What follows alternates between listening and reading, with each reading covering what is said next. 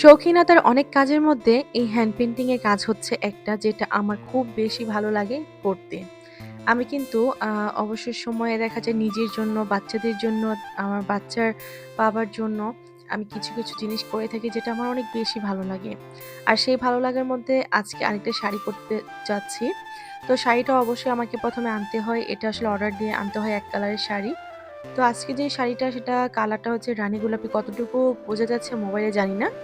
কারণ সব কালার আসলে মোবাইলে একদম পারফেক্ট বোঝা যায় না। তো এখানে আমি ডিজাইন করতে যাচ্ছি।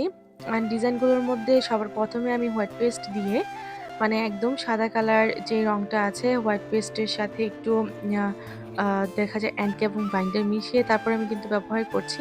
তো আপনারা কিন্তু ছোট কৌটার রং যারা সেগুলোও ব্যবহার করতে পারেন। আমি কিন্তু আসলে রং নিজে হাতে তৈরি করে নেই। তো এখানে আমি ১ম এ কিন্তু একবার দিয়েছি, তারপর আবার ২য় বার দিচ্ছি। কারণ এই যেই হোয়াইট কালার রং সেটা কিন্তু একবার আপনার হয় না, এটা ২ বার দিতে হয়। তো ১ম এ একবার দেওয়ার পর শুকিয়ে গেলে তারপর ২য় বার যখন দেবেন তখন কিন্তু এই ফুলগুলো বেশি সুন্দরভাবে ফুটে উঠবে। তার উপর দেখুন আমি এই ফুলের উপর আবার করছি কি, আবার বিভিন্ন রঙের ফুল করছি। তার জন্য কিন্তু যে কালারটা আপনার পছন্দ সেই কালারটা এখানে করে নেবেন। আর তারপর আমি কিছু ফুল আবার কিন্তু একদম হোয়াইট কালার রেখেছি। আর তারপর এখানে দেখুন একটু ডালপালা দিয়েছি একদম কাঠ কালার দিয়ে।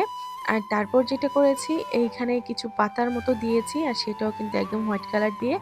কিন্তু এই পাতার মধ্যেও কিন্তু আমি সামান্য একটু কালার করব সেটা কিন্তু পরে। আর এখানে যে ফুলগুলো করেছিলাম শুকিয়ে গেছে, ফুলের কিন্তু একটু রেণু দিয়ে দিচ্ছি। আর রেণু দিলে ফুলগুলো যেমন আরো বেশি জীবন্ত লাগে, দেখতে অনেক বেশি সুন্দর লাগে। কিছু কাজ আছে সামনে থেকে অনেক বেশি ভালো লাগে।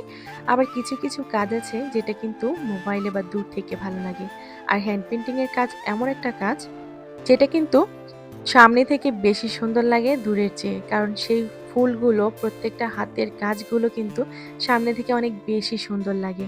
তো এখানে কিন্তু আমি রেনু দিয়েছিলাম আর রেনুর উপরে আমি একটু আঠা লাগিয়ে তারপরে কিন্তু পাথর লাগিয়ে দিচ্ছি। তো এই স্টোনের পাথরগুলো লাগানোর কারণে কিন্তু এটা সামনে থেকে শুধু ঝলমল করছিল যেটা দূর থেকে আর ক্যামেরাতে ধরা যাচ্ছিল না। তো আমি কিছু টার্সেলও দিয়েছি ২ কালার মিক্স করে, যেমন হোয়াইট কালার আছে আর সেই সাথে রানী গোলাপি কালার, এই ২ টা মিলিয়েই কিন্তু আমি একটা টার্সেলের করে দিয়েছি।